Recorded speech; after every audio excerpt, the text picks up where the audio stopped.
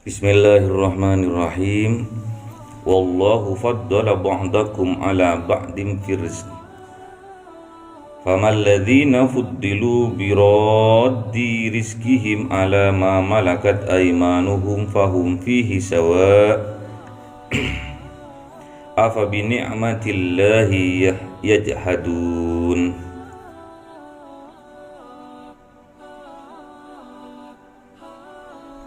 Jadi Allah itu melebihkan rezeki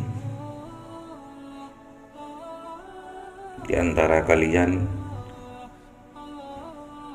Satu orang sama orang lainnya itu ada yang dilebihkan rezekinya dalam hal rezeki.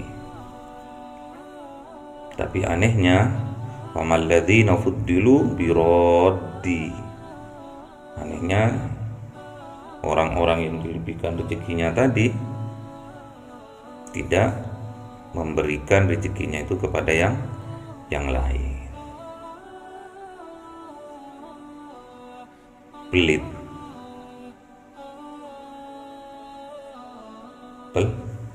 Pelit.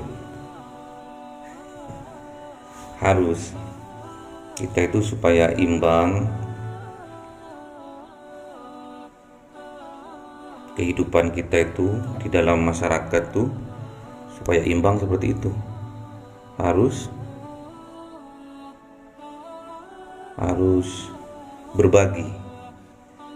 berbagi dari satu orang ke orang lain, dari kelompok orang ke kelompok yang lain.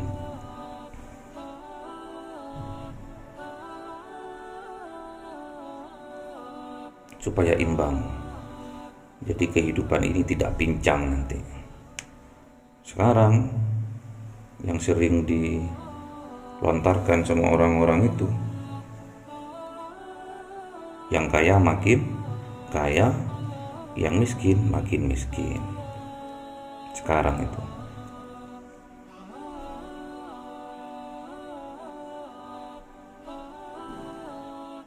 afa bi ni'matillahi yajhadun.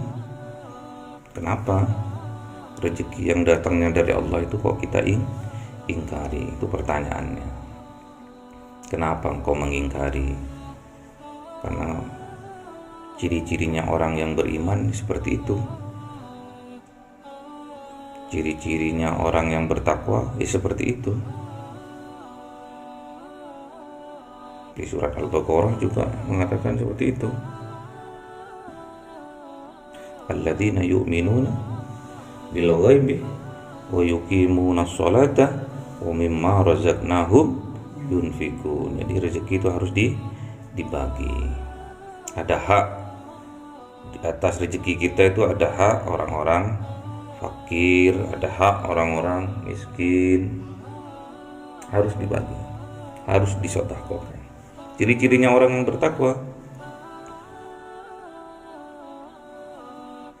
alladzina yunfikuna fis sarra'i wad dharra. Sama, harus menafkahkan rezekinya itu tatkala dia itu berjaya ataupun tatkala dia itu sempit rezekinya itu. Jadi harus dikeluarkan, tetap rezeki itu harus dikeluarkan. Bukan masalah banyak sedikitnya, tapi disesuaikan dengan kemampuan kita. Kalau masalah rezeki itu semua manusia sama Allah udah disiapkan rezekinya. Tinggal kita ikhtiar. Habis ikhtiar kita tawakal. Ikhtiar. Kalau sampean menginginkan rezeki yang banyak, ya usaha yang sungguh-sungguh.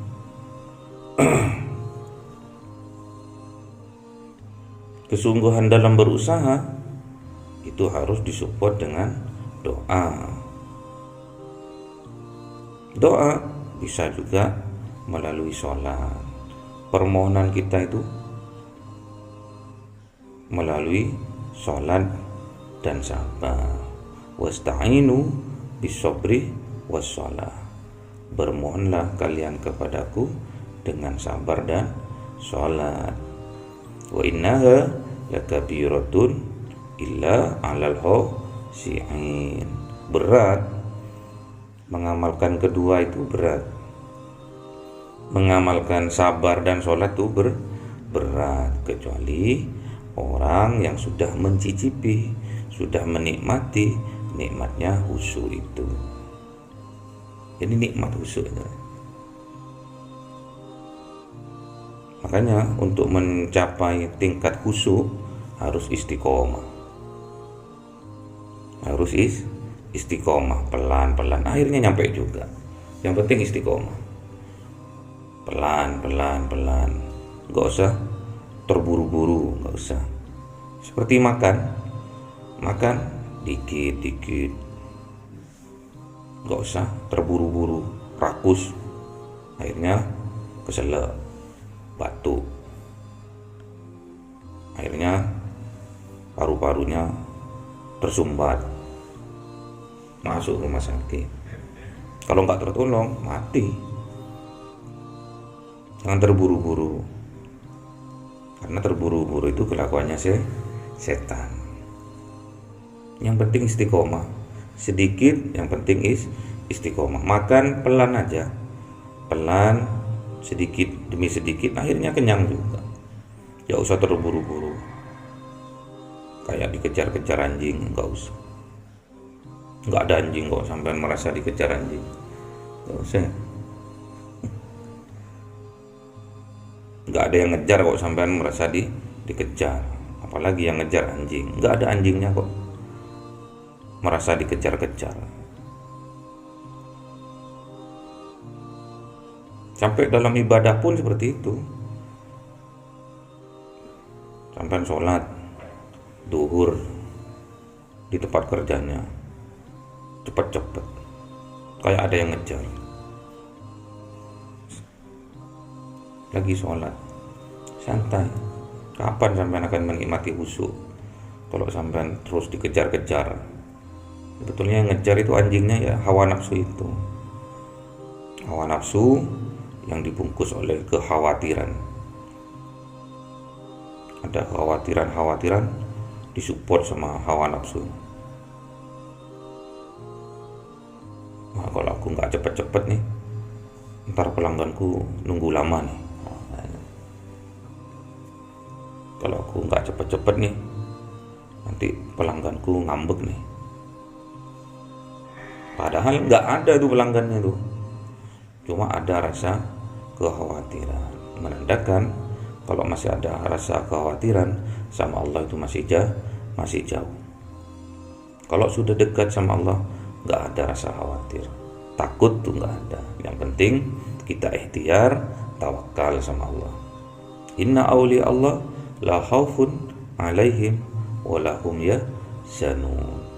Kalau sudah dekat sama Allah, udah menjadi kekasihnya Allah, la khaufun, tidak ada rasa takut di dalam hatinya, walahum yahzanun, dan tidak ada rasa khawatir, sedih hati itu enggak ada. Yang penting saya kerja maksimal, berdoa sama Allah, istiqomah dalam ibadah, sudah tawakal tuh ala Allah, pasrahkan semua pada Allah. Toh sampean suatu saat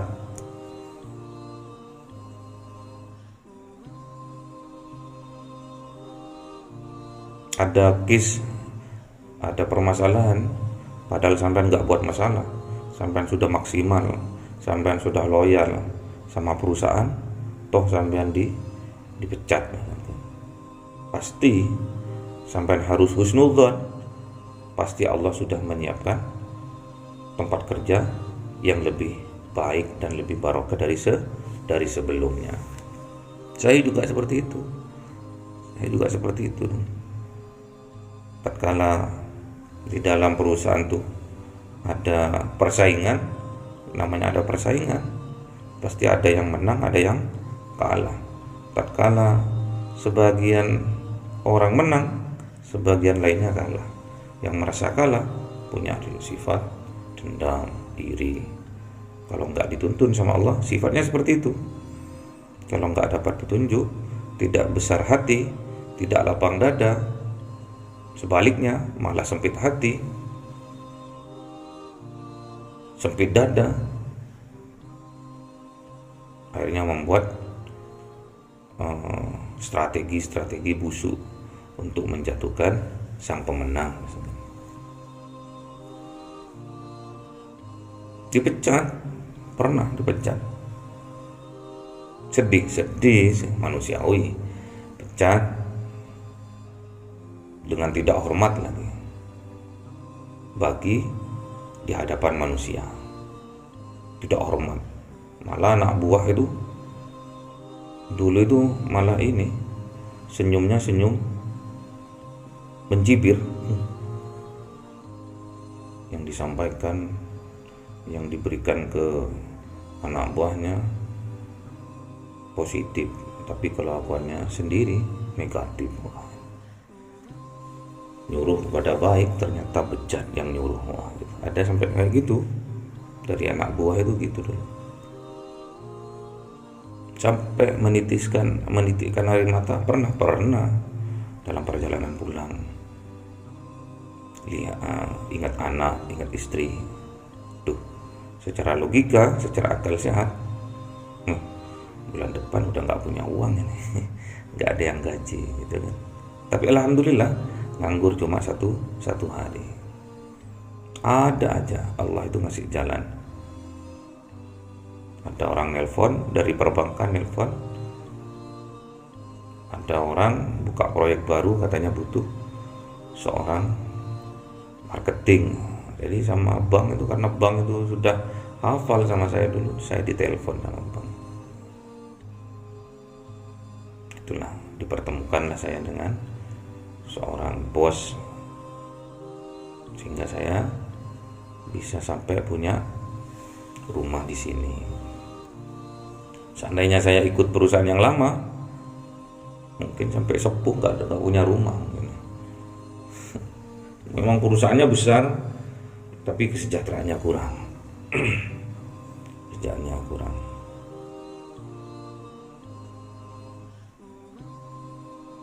Aturannya banyak, tapi nggak besar. Ternyata setelah sampai sekarang pun perusahaan itu nggak besar, karena nggak bijak dalam memutuskan. Karena memang orangnya memang nggak bijak, pemimpinnya nggak bijak. Informasi dari satu arah diambil terus diputuskan dengan cara emosi, dengan cara amarah, itu nggak boleh. Menyebabkan banyak yang terluka. Ternyata lambat laun yang menginformasikan itu malah yang membuat kerusakan di perusahaan itu. Suruh balik, ya nggak mau lah, ngapain balik mau. Menjilat ludah sendiri, nggak usah. Sampai tuh harus gagah di depan Allah, gagah, masa di depan manusia lembek, harus gagah.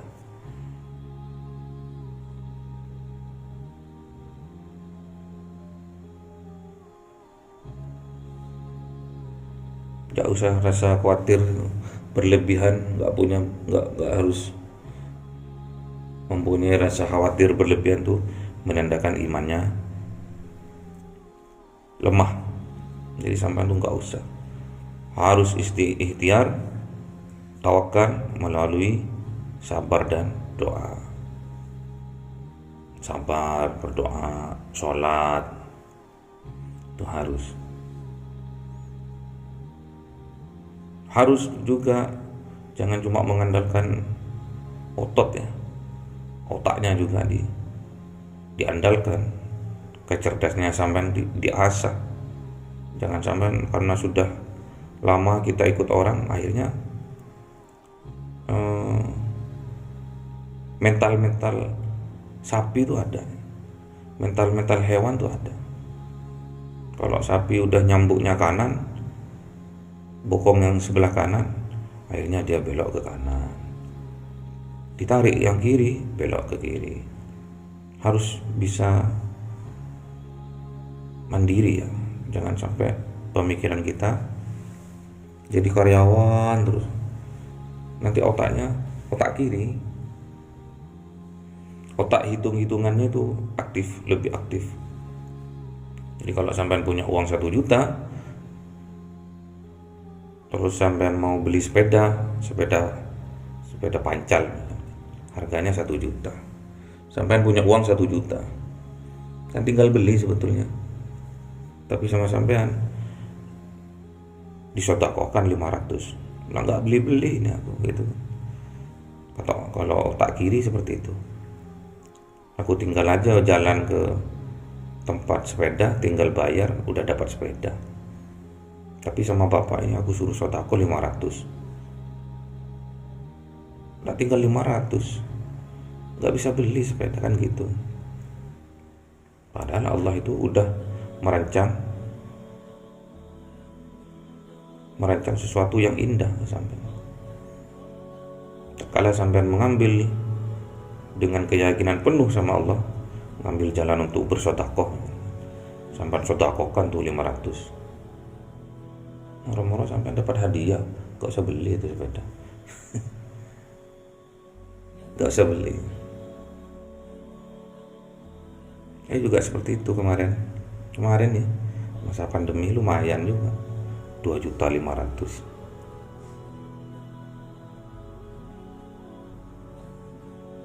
Saya bantu teman, dia lagi kesulitan, dikejar-kejar itu loh, bank online itu loh, aplikasi yang pakai HP dapat 5 juta itu loh. Akhirnya dia dikejar-kejar itu, terus bunganya harian, per hari bunganya. Terus yang ada di aplikasi HP-nya itu, di phonebooknya itu udah terekam ke pusat. Akhirnya diteleponi semua teman-temannya itu, bahwa Pak, sampaikan kepada Pak A untuk segera membayar, punya tanggungan di bank ini. Terus itu tiap hari. Akhirnya didatangi juga ke rumahnya. Saya nolong itu,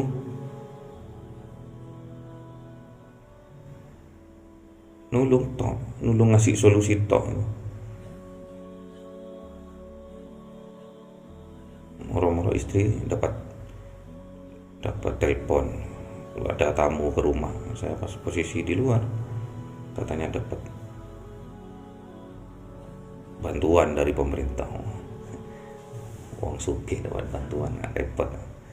Dikira penipuan sama saya itu kan. Setelah hari Seninnya itu datangnya hari Sabtu, hari Seninnya saya ke bank, ternyata betul dapat uang lumayan.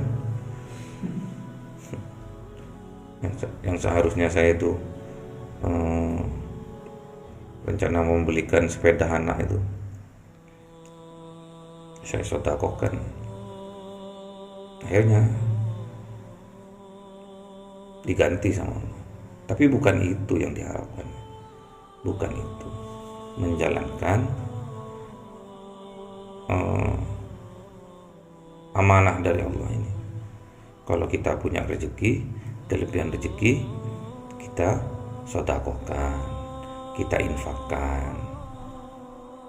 Selama sampai tiap hari istiqomah, minimal, kata Kanjeng Nabi, minimal sampean itu bisa sedekah walaupun hanya dengan seteguk air.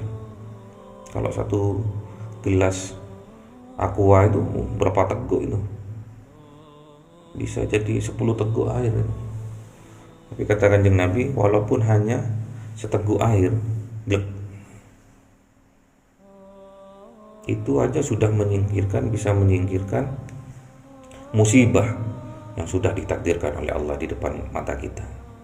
Misalkan hari ini kita ditakdirkan di Lauhul Mahfuz, itu sudah tertulis bahwa kita nanti jam 7 akan nabrak kucing. Akan nabrak kucing terus jatuh. Ditakdirkan seperti itu sudah. Tapi karena sampean baru berangkat, nyampe di luar ada pengemis, terus sampean kasih uang 1.000 atau 500, itu bisa menghapus takdir itu. Takdir yang sampai nabrak kucing terus jatuh itu dihapus sama Allah, diganti dengan si fulan berinfak 1000, diganti gitu. Nanti dramanya itu lebih indah ke belakang. Apakah bisa dirubah? Bisa. Yang punya pulpen, yang punya tipik Allah ya bisa. Apapun yang kita tanam sekarang ini, yaitu yang suatu saat akan kita panen, kita tuai, yaitu nanti. Saya yakinlah sampean itu. Kebaikan sekecil apapun yang sampean lakukan pasti dibalas sama Allah. Dan sebaliknya, kejelekan, keburukan sekecil apapun juga akan dibalas sama Allah. Makanya sampean harus optimis harus tingkatkan keimanan tiap hari demi hari, harus ditingkatkan sampai mencapai kesempurnaan iman. Kalau sudah sempurna imannya, sampean dikasih mahkota, namanya mahkota ketakwaan oleh Allah. Kalau sudah dikasih mahkota ketakwaan sama Allah, wa may yattaqillah, siapa orang yang sudah aku berikan mahkota takwa, yaj'al lahu mahraja, maka aku akan berikan jalan keluar dari kesulitannya. Wa yarzuqhu min haitsu la yahtasib, dan akan aku beri rezeki dari arah yang tidak disangka-sangka sebelumnya. Itu Allah yang ngomong gitu. Allah nggak pernah Allah mengingkari janji, pasti ditepati. Makanya sampai tuh sedekah tingkatkan iman, terus gitu beriringan, ibadahnya ditingkatkan beriringan, sedekah terus, sedekah istiqomah sedekah 500 rupiah, 1000, kalau pas Jumatan 100.000. Berani enggak? Ekstrim, sekali-sekali ekstrim. Tapi ngomong C sama Allah tuh, ngomong C. Ya Allah, uang saya tinggal 100.000 nih. Tinggal 100.000.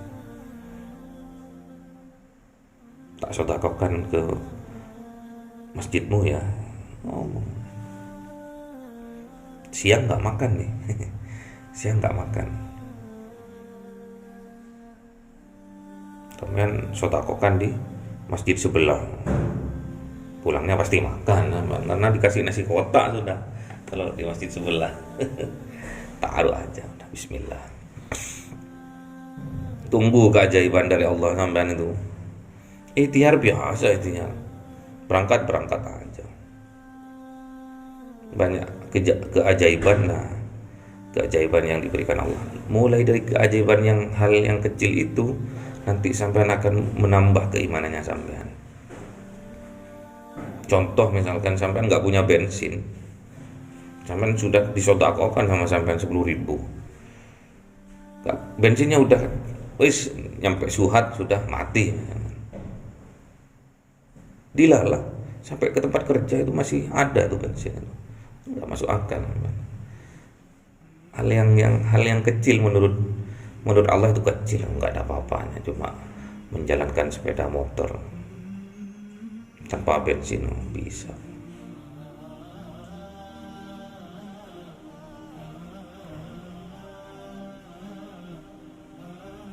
Banyak hal yang aneh tatkala kita berteduh di pinggir jalan, di emperan toko, karena menghindari hujan lebat.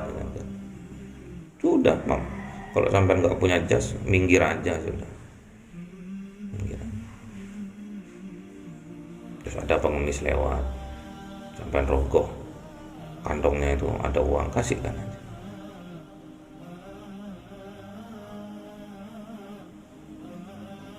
Terima kasih Den,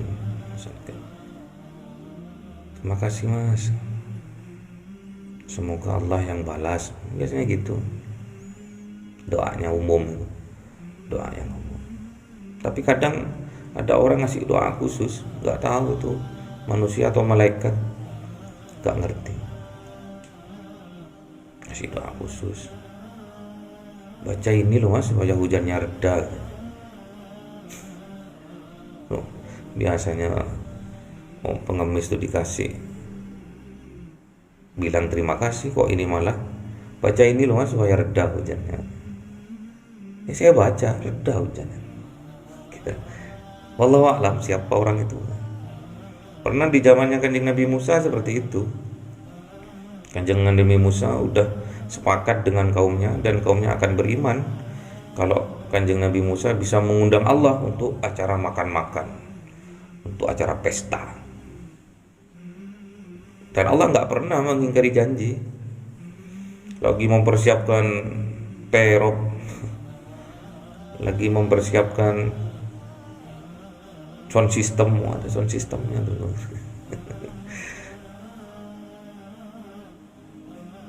Lagi menyiapkan prasmanan, datanglah seorang pengemis. Aku lapar pak, 3 hari nggak makan. Ya, jangan ganggu dulu. Ini ada hal yang besar ini, aku ngundang Tuhanku ini, katanya Kanjeng Nabi Musa terhadap pengemis itu. Pergi tuh pengemis yang kelaparan tadi tuh, pergi. Orang peminta-minta tadi pergi. Terus ditanya sama umatnya Nabi Musa, sama kaumnya itu ditanya, mana? Udah sore kok katanya duhur Allah datang, sampai sore kok nggak datang. Iya Allah ini, katanya tadi duhur mau datang, sampai maghrib gak datang, sampai terbenam matahari gak datang. Matur sama Allah. Kanjeng Nabi Musa itu bisa bercakap-cakap sama Allah. Makanya Kanjeng Nabi Musa itu dijuluki kalamullah, Nabi yang bisa berbicara langsung kepada Allah. Ya Allah, kenapa engkau permalukan aku? Kenapa engkau gak datang? Katanya duhur mau datang. Kata siapa aku nggak datang? Kata Allah, aku datang tadi bersama pengemis fakir miskin yang engkau hardik tadi, yang engkau tidak gubris tadi. Ya aku bersama dia, gitu. Allah itu nggak pernah ingkar janji.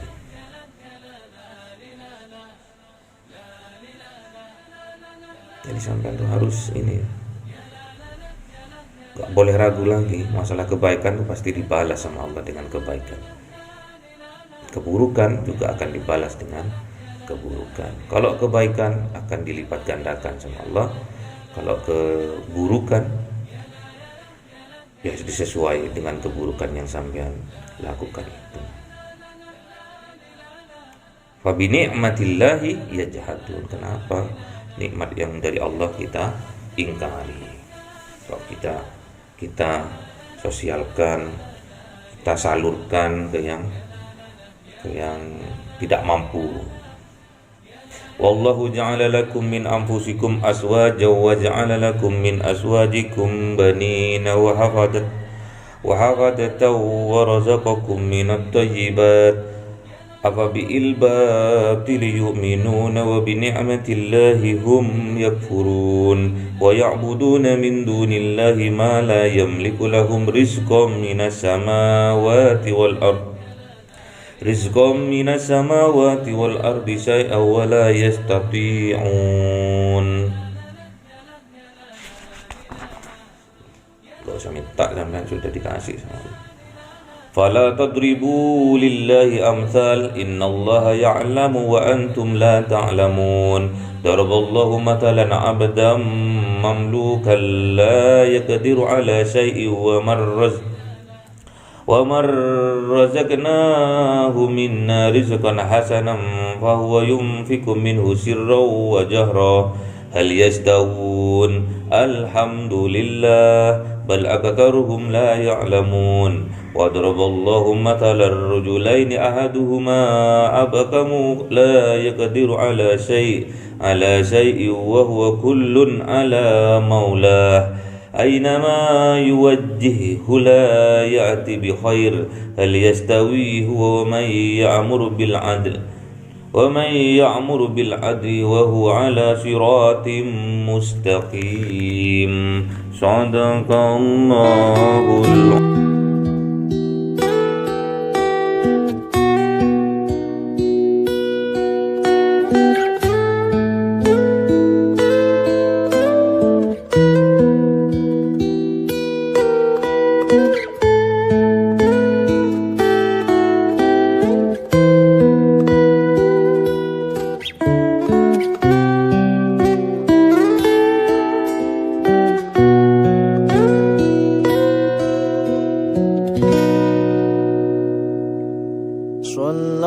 Sallallahu ala Muhammad,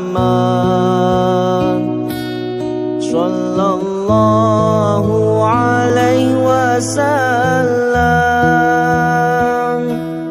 sallallahu ala Muhammad, sallallahu alaihi wasallam, sallallahu ala Muhammad, sallallahu alaihi wasallam, sallallahu ala Muhammad,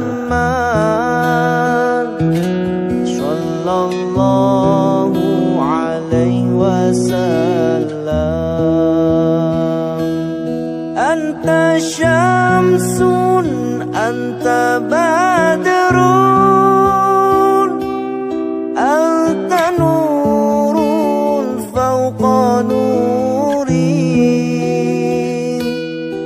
Anta syamsun, anta badrun, anta nurun fawqa nuri. Anta iksirun wa ghali, anta misbahu suduri.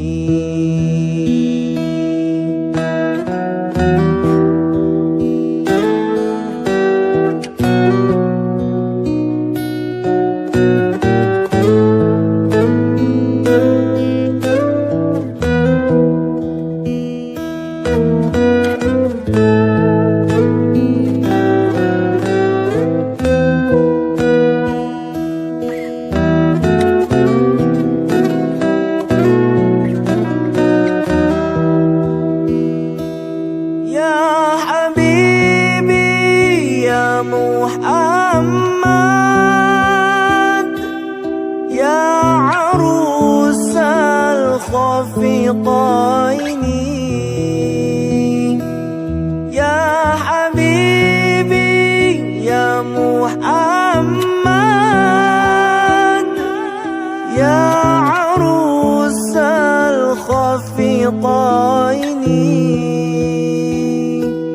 Ya muayyad, ya mumajjad, ya imam al-qiblataini. Sallallahu ala Muhammad, sallallahu alaihi wasallam, sallallahu ala Muhammad, sallallahu alaihi wasallam, sallallahu alaihi wasallam.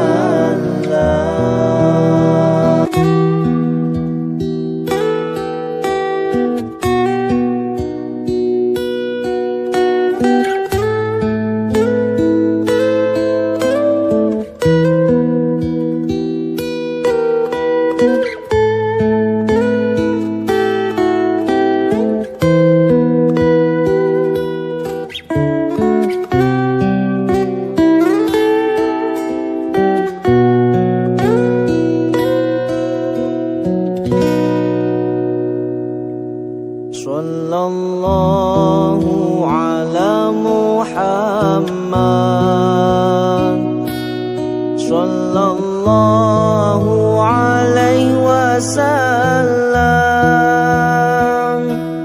Sallallahu ala Muhammad sallallahu alaihi wasallam. Sallallahu ala Muhammad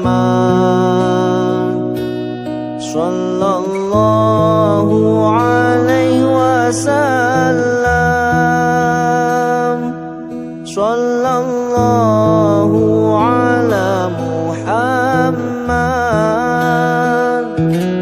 sallallahu alaihi wasallam. Anta syamsun anta badrun anta nurun fawqa nurin. Anta syamsun anta badrun anta nurun fawqa nurin. Anta iksirun wa ghali.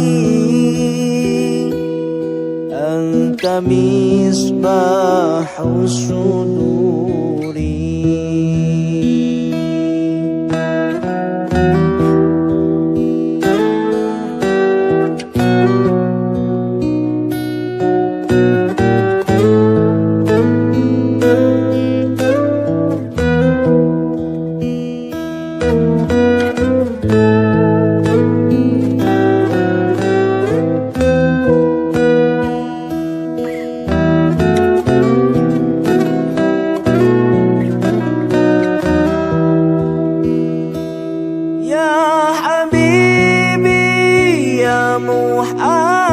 Muhammad ya arusal khafiqaini.